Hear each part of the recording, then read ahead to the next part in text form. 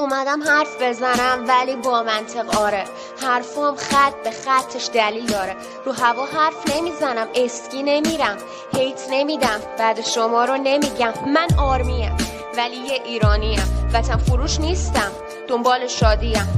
تو مهراد و دوست داری، من BTS. چرا ماجرا رو کشیدی به فن اکسو؟ وقتش جمع کنیم هممونیم بچه بازی ها رو، این هیت دادن ها رو، فنوار سازی ها رو. بذار جواب تو بدم، گفتی اینا کیان؟ سرچ کن، بزرگترین فندوم جهانی هن، فناش میلیونی هن، اونا ابدی هن، واسه 7 پادشاشون جونشونم میدن. ما گرمی رو بردیم که جهانیه، اون وقت استوری کردی BTS کیه؟ بابا بیخیال، تکل واسه رپ ایران.